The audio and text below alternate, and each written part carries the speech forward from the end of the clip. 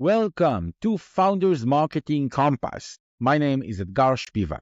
With my experience as a co-founder and as a marketer, I'm interviewing founders and investors to learn how to build healthy, lasting relationships between startup founders and their marketing team. Today, I'm with Will Decker, an investor and advisor who built the media and the retail program in Plug and Play, invested in hundreds of startups, and built 9 unicorns. Hello, Will. How are you? Hi, Edgar. Thank you so much for having me on the podcast. It's a real pleasure to be here. My pleasure. So first, if you can tell me and the audience a bit about you and your journey. Yeah, my journey is non-traditional. I studied pure mathematics at Berkeley, and it was very abstract, but I knew I wanted to get into technology and business. So my timing was right. I got very lucky to see some critical moments throughout sort of technology and Silicon Valley history. So I started in data science and then moved into product management. I was at Yahoo in mobile when the first iPhone dropped, and I got to see the mobile internet just go through such a period of hyper growth. It was incredibly inspiring. Bless you. And I was also within banking and financial services during 2008 and the financial crisis there.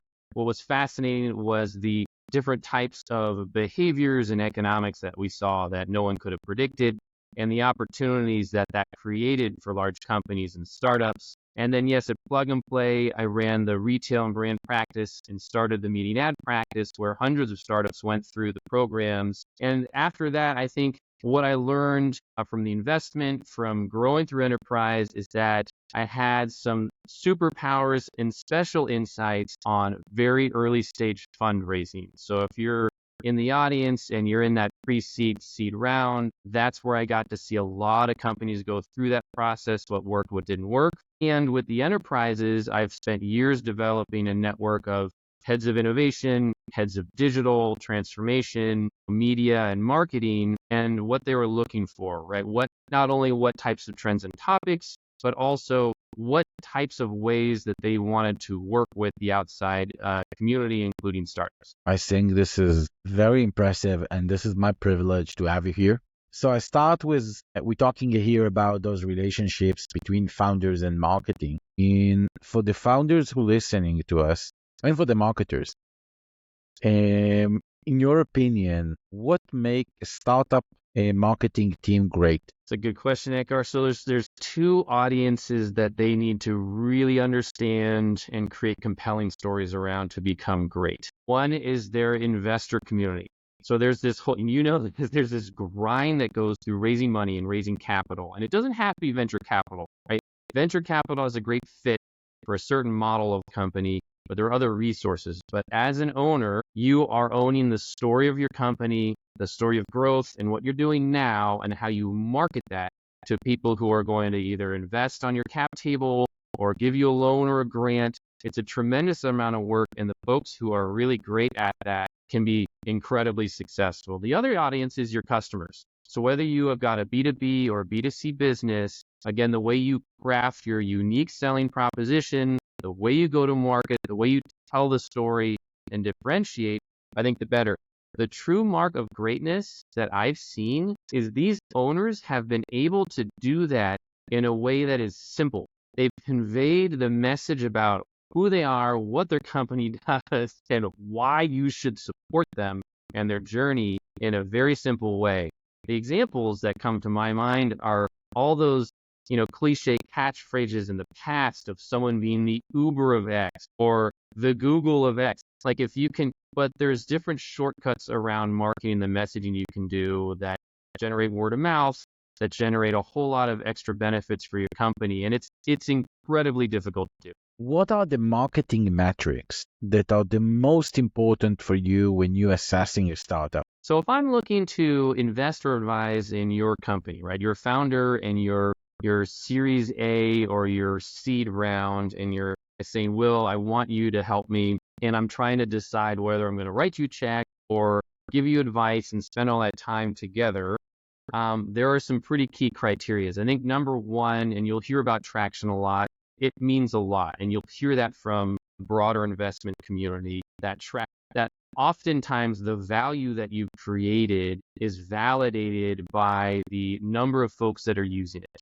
Now that number, so the traction, which is both the absolute number and the amount that it's growing, is important because that can be early signals of design partners so that you're making decisions as an owner and marketer. You're making your decisions based on direct input of the people who will be buying and that product market fit. That where you are, the biggest risk, right? For me, the business risk in getting involved is timing. And I'm also speaking as an ex-founder. So I ran a company for a year and it was great idea, wrong time. Great lesson. So how do you lower that risk as you go through the stages of growth for your company? You're validating through traction. If you're starting to see that traction lift, and market's a huge piece of that, that is going to lower the levels of risk in terms of product market fit. So traction's number one, and that would be number of users or growth of users, active users. The other important metrics that can play a role, but less important necessarily, is retention rate. You'll get that question a lot, which is, okay, folks come in, you convert, they're using the product, how likely are they to stay with you? And I think that might be more relevant later on in growth because you want to look at, well, do they just have an engine? Are these legitimate users? Are they really producing value? But I think it's less important very early on because you're going to break things, right? You're going to get out. I think it's so much more important to get a speed to market and get something that you built into the hands of your customers that if things are perfect, it is too late. So they should be breaking, you should be learning. Hopefully you have great relationships with those customers so you can build what they want and you can provide value, keep them with you. But I think it's totally okay to get out there early, learn from mistakes, pivot, and iterate, go on that. So that's really interesting. The other thing that I've seen that are really standouts are total dollar in deal size, particularly in the enterprise space. I've spent most of my career in the enterprise space. I'm in consumer, and there were some standout companies that went through programs like YC and others that would have a marketing program centered around building key accounts with enterprises. And so the number of accounts, the strategies they used, and then the ultimate dollar amount of those deals sent them on a completely different trajectory. I think what you have to think about, like, of course, wouldn't everyone want $5 million deals right away? The important thing to I think consider though is how you are building and sustaining that momentum. So what's your plan in terms of getting to market, getting there, and then continuing to grow? Because you don't want to be in a position a year or two later where now you have stalled on your growth or on your marketing efforts, and that impacts your business, it impacts your financing. So how can you take that long-term view of creating that curve of adoption for your company? I would love you to elaborate actually on one factor which I think a lot of people would be interested. How do you know the timing aspect? You talk about I'll build the great product in the wrong timing. And do you have any ways that founder can learn from you? Hey, I'm on the right timing, I'm too early, I'm too late. Yeah, that's a great question. The great examples of timing cut through a lot of the noise. So you'll get a lot of no's, right? You'll get a lot of no's from people, whether they're customers, investors. And so what cuts through that and tells you you're in the right time is the end market. So there have been very crowded spaces of lots of solutions, but they didn't have the one solution that would, in fact, the iPhone was a perfect example of that when it came out, right? So there were a lot of devices and OEMs, the mobile market was there, the development market was there, people were using their phones, they were starting to use their phones, but it was the combination of the right device at the right market. I was there and I remember some of the execs at Yahoo saying, well, it's an okay phone, we'll build an app for that, right? I think what guided that in terms of timing was that consumers were ready. There were a certain amount of adoption and penetration, and it was the right product for them, where it combined. At the time, it was music and screen, right? It was the interface and music. The App Store came later, but it was like the right type of product that the consumers loved. The other types of timing you can look at is, if I had the total answer to this, I would be a billionaire, right? I would be in a totally different category. But I think some tips that I've learned are that early experimentation. And you've had some prior guests on this podcast talk about that. I think the experimentation is key in terms of discovering whether you do have the right timing. Some ways you can get ahead of that is if you have very deep knowledge of the industry. So if you've lived in the job or in the consumer role, that is your ideal customer, and you have that pain point experience, it's a really great indication, particularly if we've seen this happen before, where there's funding behind it, where you actually get approval to go get money to go buy that solution. Right? That is a huge indicator, because one thing to have this need, it's another thing to go and argue for dollars to go buy something that fills that need. So if that's successful, that's huge. And what that sometimes leads to is commercialization. You get these internal companies built, they get internal funding, they go get spun out and grow. It's a really good indication of right timing. The other thing is earned media. So if you realize that your early efforts and experimentation start having an over amplified effect, that's gold. That is incredible. That's where all you hear about the other metrics like customer acquisition costs and lifetime value. Really, it's just about that amplified effect of your initial go-to-market. If you start seeing people telling people, and a great example is I joined Plug and Play right after they invested in Honey. They were the second investor into Honey, and Ryan, I got to see him come up on stage, co-founder, and talk about the story of growth. In one of the earlier days, they got very popular on Reddit. Reddit thread really exploded their company. And you're looking for those moments where it's in the past called viral growth, word of mouth, but you're looking for opportunities where you get out in front of a group and then that group starts doing the selling for you. And I mean, that if that happens, that's magic and that is ultimate timing. So you're looking for those types of moments. And if I could predict when those were, maybe that's the next show we'll do. So I definitely look for the next show, but we will continue with this one because I think it's still pretty interesting. How do you ensure that your portfolio companies report on the real results from their marketing campaign? From a marketer, I'm seeing that campaigns in Facebook and Google became unplanned, really hard to understand which one of the customers that this campaign gained is an incremental client, or which one of them is a low-hanging fruit that just search for the brand or a remarketing campaign. When you come and then you see those CAC LTV metrics, those very famous metrics, and you need to assess, those metrics real?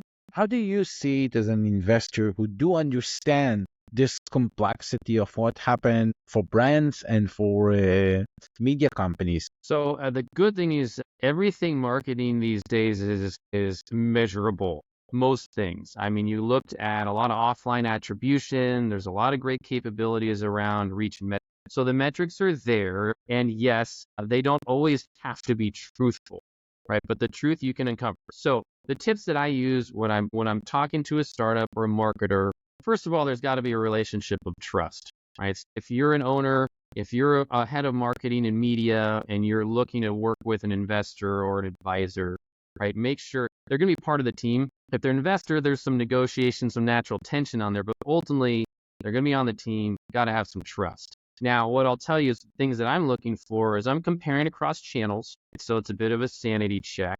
So you've got a product. The consumers at the end of the day, they're going to be in different segments. They're going to have different profiles, but they're using your product and your service, and the values should be relatively consistent, the value exchange.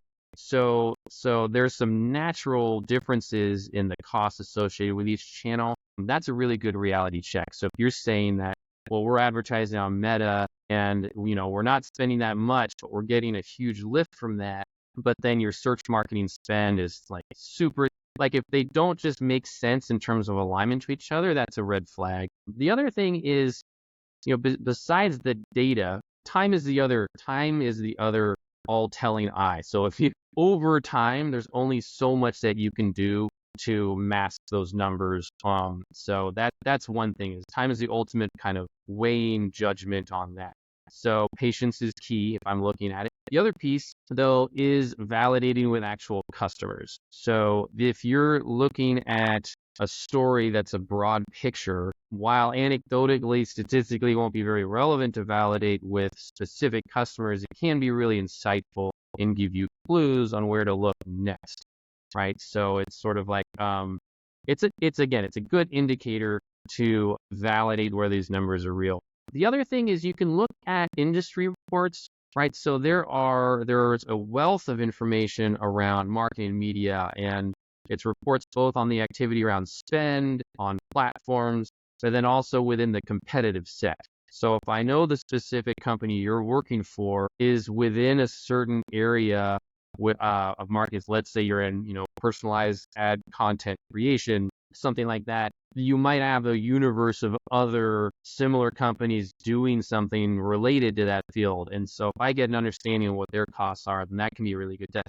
That's a great benchmark for you, right? I think one thing within Silicon Valley, and Silicon Valley by no means has a geographic monopoly on innovation, but what it does have in culture is this open innovation. And so a lot of founders support each other. A lot of the ecosystem supports the growth of these new businesses. And so there's a lot of validation that you can do if you're thinking that your numbers aren't correct, or if you're thinking of, well, how do I make sure that people believe this? If you're having conversations with other founders and other folks, they're going to give you a lot of tips and tricks and ammunition as well. What is the biggest marketing mistake that startups make? Starting too late. I bet you see this too. You have marketing as a bullet point, or you think that because you're sending some outreach or paid campaigns that you're doing it. Now you got to spend time really thinking through what's your strategy plan, what's the brand, what's the value prop, what's your strategy to go to market, and go out there and do it.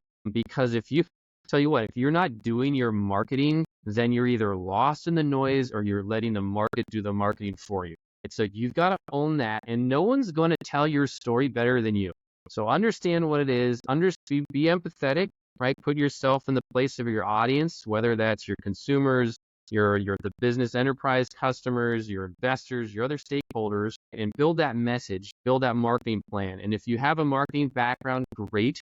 If you can take marketing crash courses, great. If you have resources like this podcast, fantastic. And even better, get some folks on your team. Right? If that's a gap for you around marketing, that should probably be one of your earliest hires, because you're going to be building and selling, and you're going to be fundraising. Within those areas, marketing is going to support all of that core function. So the most common mistake is I see brilliant engineers, they've tackled an incredibly hard problem. They're starting to build some business support. Maybe they have a business co-founder, maybe they got some great investors, but they don't have that marketing person, right?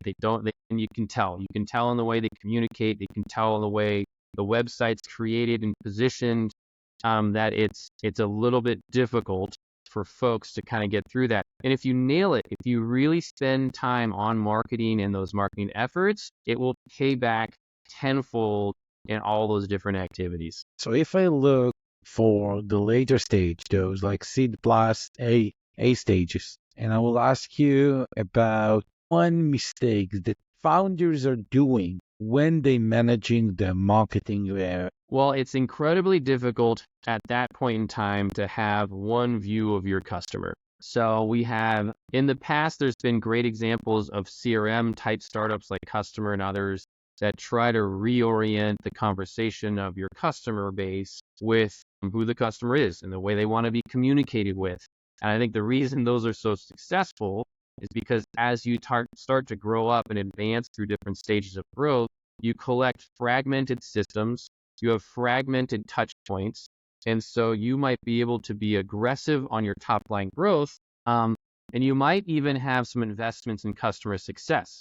However, the full suite and the 360-degree view of your customer, anticipating their needs, being able to provide proactive solutions, like all that stuff is really hard. It's even really hard for enterprises to do. I've had large enterprise clients, heads of digital, heads of omni, heads of marketing, and they say the one thing I wish I had was a 360 view of my consumer. So that is absolutely the biggest challenge I see. If you have the opportunity to refactor your view of your consumer, then you can start to be a lot more strategic around your marketing spend and your budget, right? So you get greater dialogue and communication, you get greater strength in how you're going to grow certain segments and engage with certain segments. But I think it all comes down to that single view. And so folks who don't have that, I think it's very challenging, and then it's a bit of a guessing game, and you kind of got to rely on talent at that point. So you just get someone in there who's incredibly gifted as a marketer, and how they play that and how they learn that. And then the other is having a good agency partner, whether or not you need one, right? And the whole agency world is shifting. There's a lot of dynamics happening there.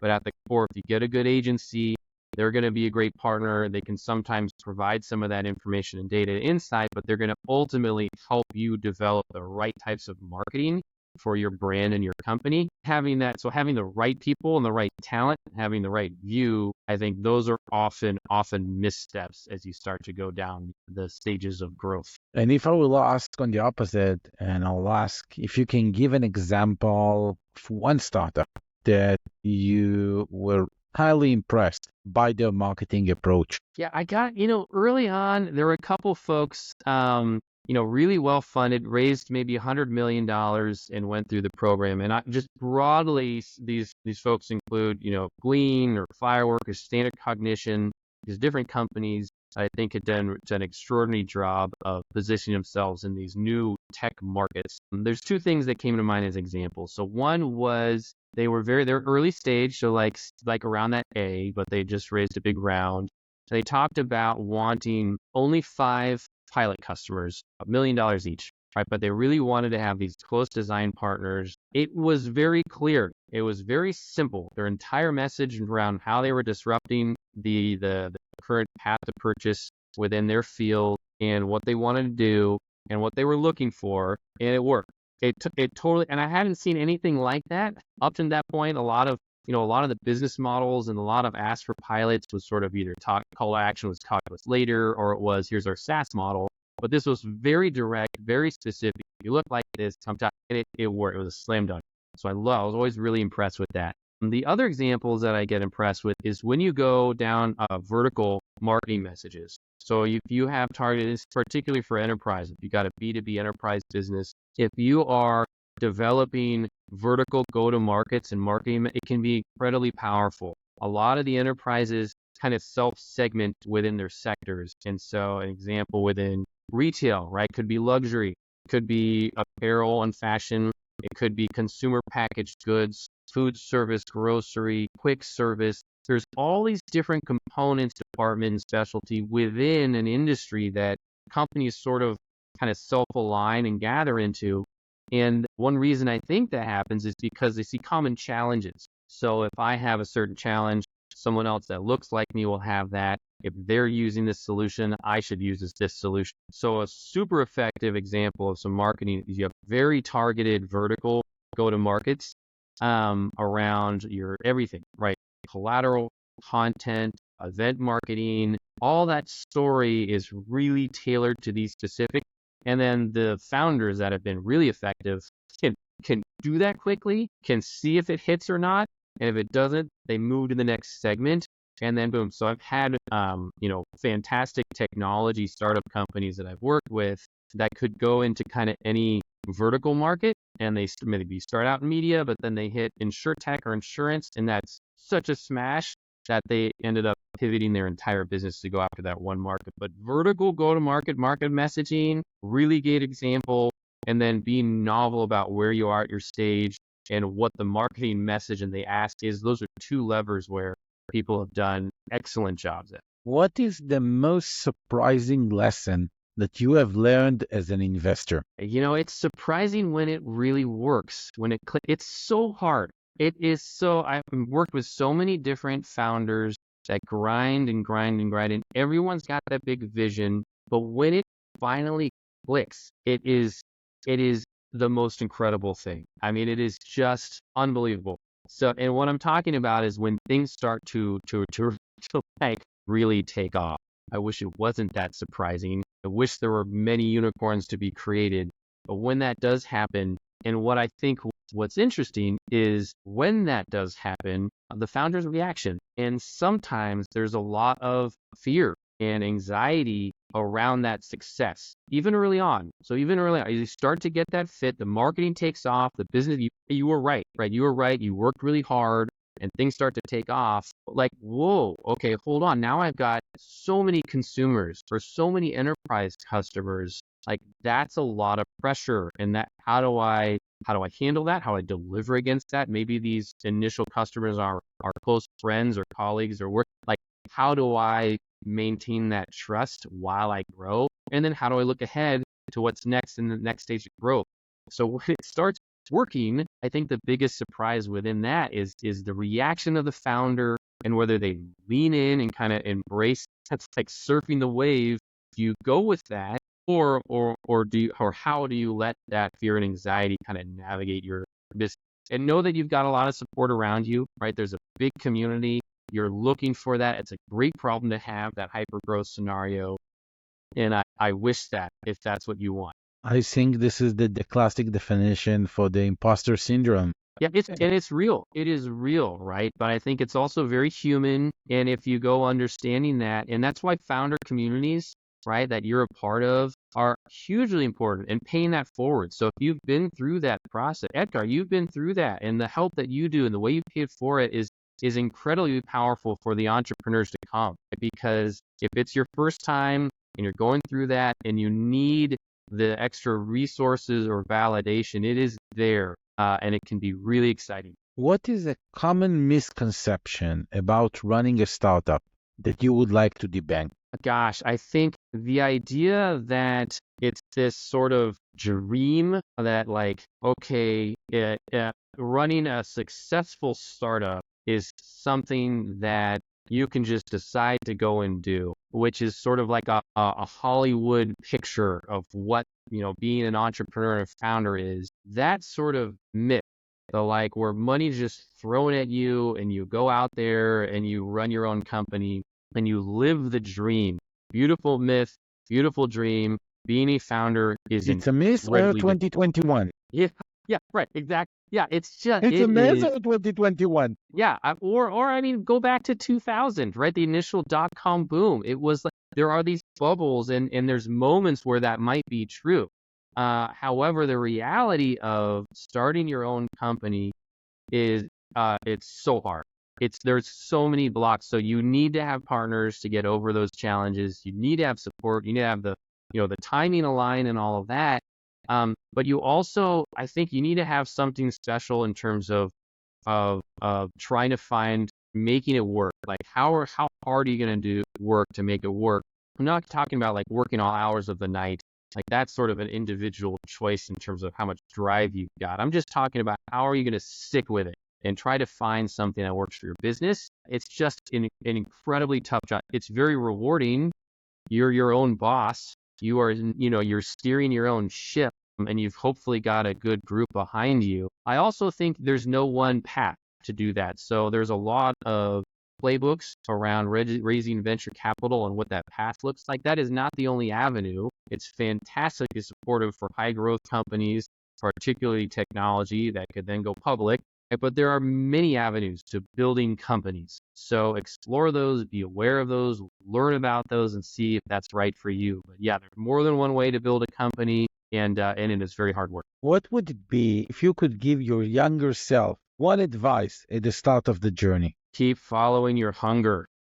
It is going to be that curiosity that drives you, and don't be afraid. Or not don't be afraid, but like understand it's like Dune, right? Let it flow through you. But understand that fear is natural and embrace it. Find the support where you're going to need it and follow that hunger. So I think if I were to look back, I think the most I was ever fulfilled and joyful, and in the moments where I found the most success, it was because, I was in a place where there were all these things going on, but for me personally, it was something I was deeply hungry to learn about or go do. And that could be a job function, right? There might have been a new area that I wanted to explore, whether it was my first product marketing role or product management role, building something, like whether it was doing something that was really, really compelling for me at the time, or an industry or a space. Like now it's a circular economy, what's happening there around food and ag and around regenerative farm. Like there's these different areas